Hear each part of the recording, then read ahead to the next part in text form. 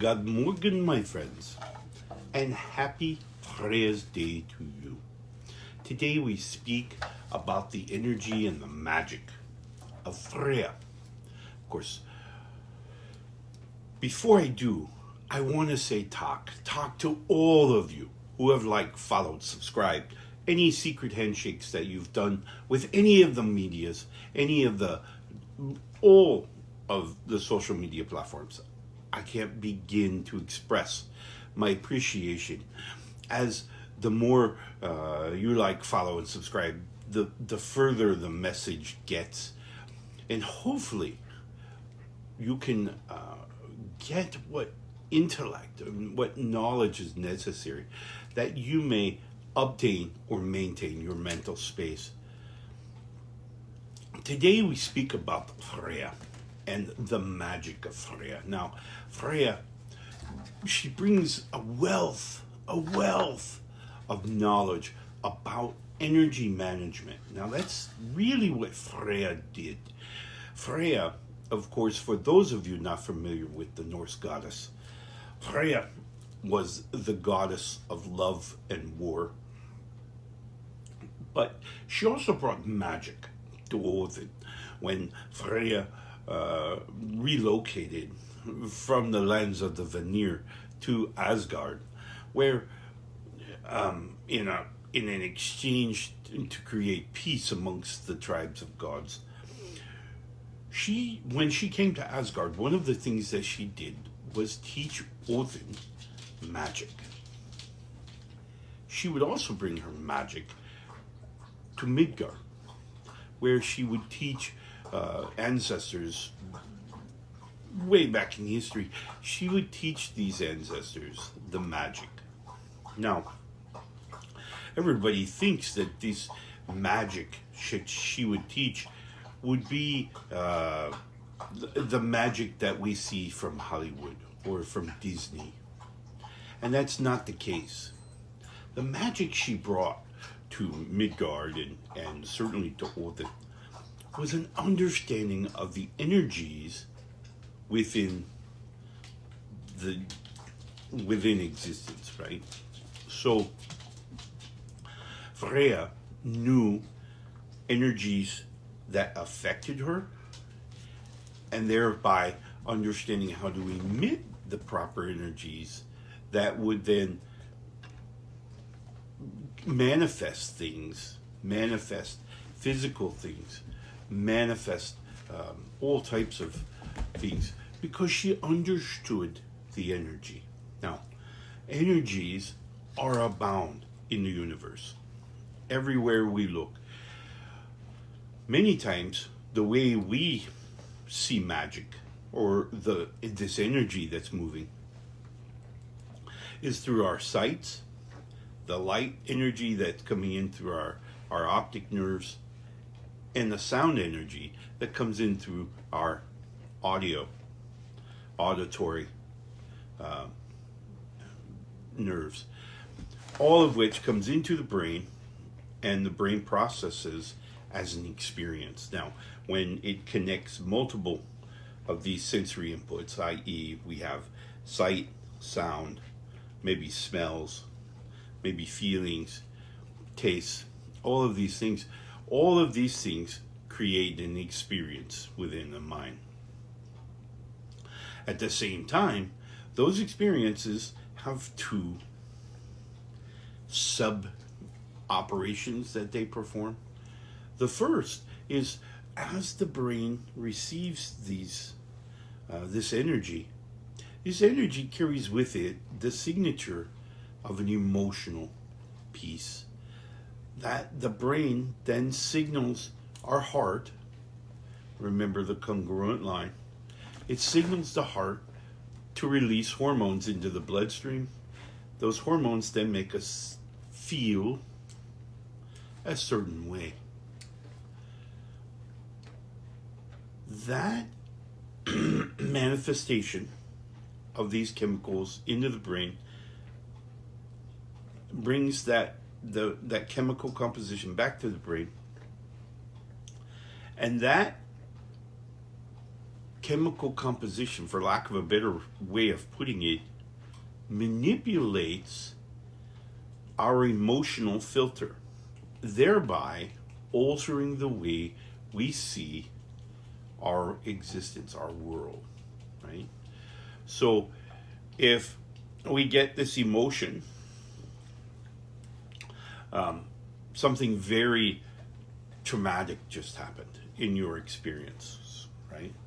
So your brain takes in this physical sensory input, creates the hormones come back to the brain, and the brain then changes, it alters. Now, for those of you who have ever been in, say, a car accident, right?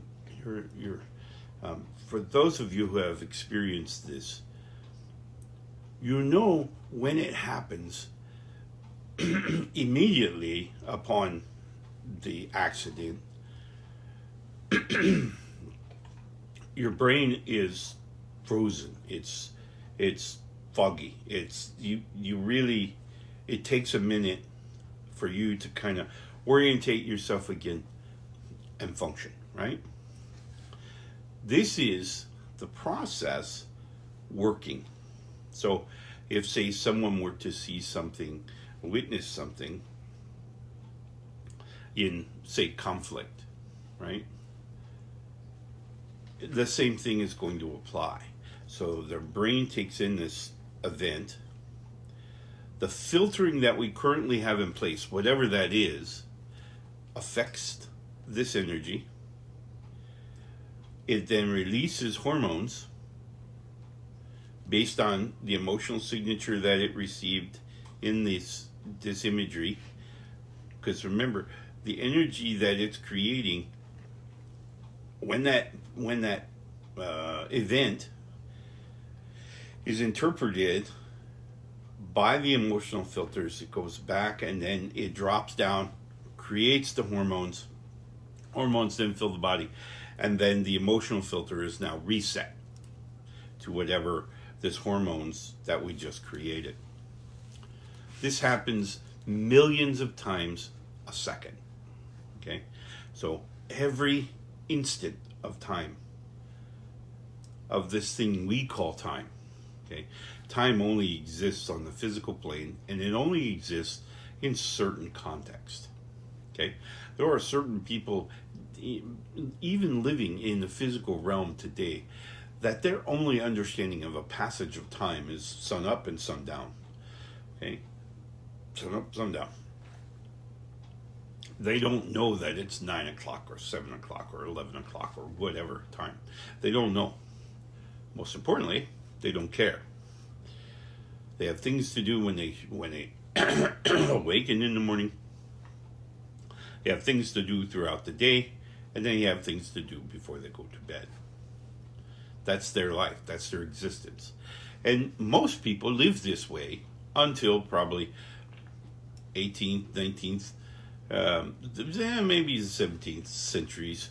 Maybe it was up at the crack of dawn to do chores, to take care of the animals, to take care of the farm, to take care of the home, take care of all the things around the house. And then you had some leisure time around the midday, typically to stay out of the midday sun. And then you would work in the afternoon, you would get things done, and then all the way into the evening where you would enjoy a meal, and then as it typically would become dark, it would be time to rest, knowing that rest, sleep, is very important to the body. It does healing, it does all types of wonderful things that we very much need as physical beings on this plane. So Freyja understood this. She understood how energies moved around. Right?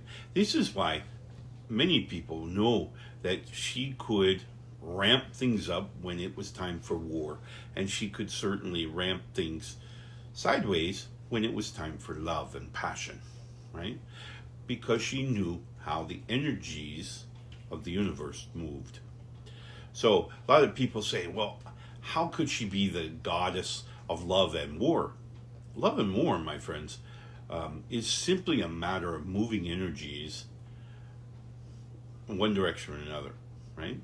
Many times, people throughout antiquity were more apt to go to war and fight and die protecting those they loved, right? So this is really, they're very connected, believe it or not, but it is purely a matter of energy, how the energy is moving back and forth, okay? Very, very critical. We understand that. Now, what I really hope that you could take away from today's message is this idea that you have the control. You get to choose. Because when that, remember I told you, we take in processing, goes through the emotional filters, and then it drops down, creates the hormones, and then we start to cycle all over, right? Well, here's a great tidbit for you. You can control that. As an example, someone we love very dearly sheds their physical form and ascends to the spiritual plane.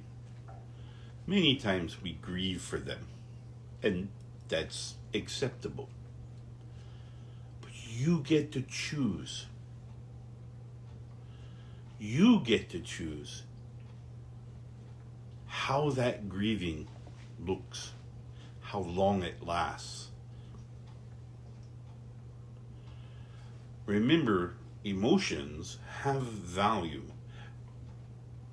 Emotions are stored in our memories with many of the experiences that we've had, but we get to choose.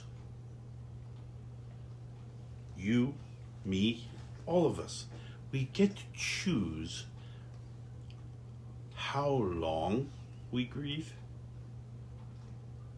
We get to choose how we're going to feel while we're grieving. We get to choose that.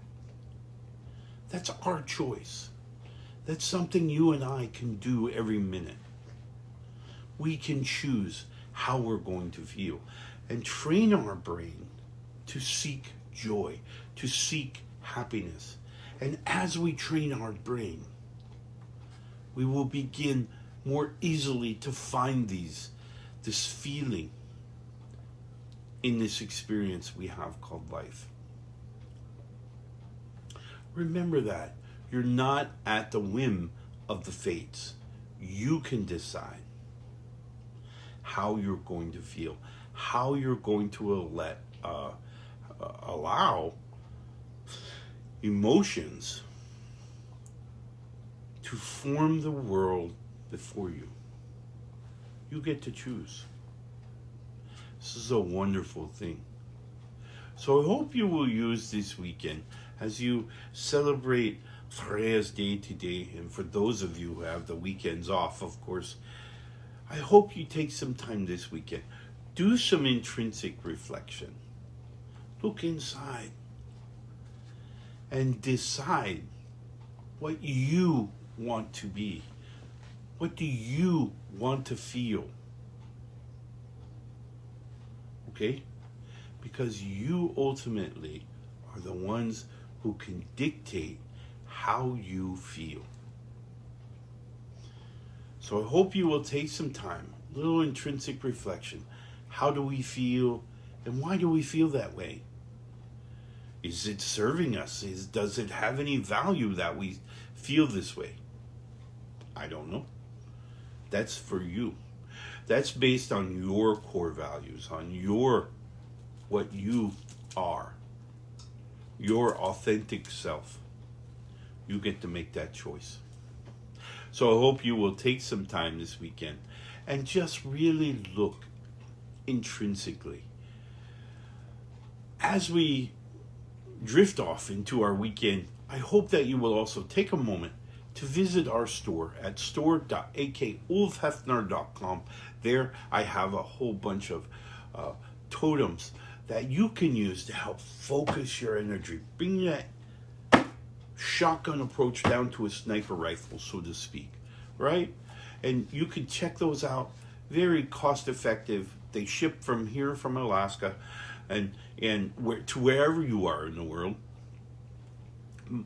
And I've already blessed them. Therefore, they have the microfibers, micro channels built into them to help foster our energy between us and the spiritual realm, so they can help you kind of find your way, if you will. All right? So check those out. Finally, as we get ready to sign off here, I want to alert you something really exciting is coming to both the AK Ulf Hefner website as well as to New Reality TV.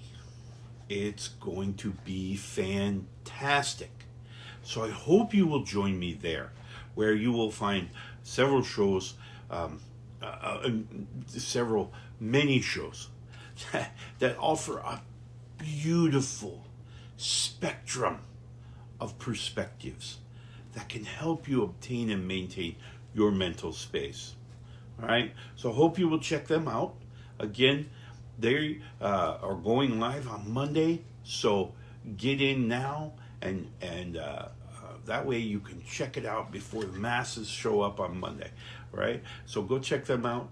Again, newrealitytv.com.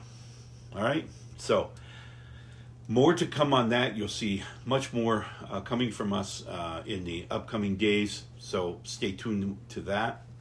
In addition, I want to call out a wonderful, wonderful friend of mine. I call him my friend. And he offers a wonderful understanding of true historical documents, particularly about the Norse. Now, he's Norwegian, but you can't hold that against him. I joke, but a wonderful man, done some wonderful research, done some wonderful things about the Norse people, the culture, and even their beliefs. So wonderful page, and I will have more links again on our website, and eventually you will see a link here for his website. So check his stuff out as well.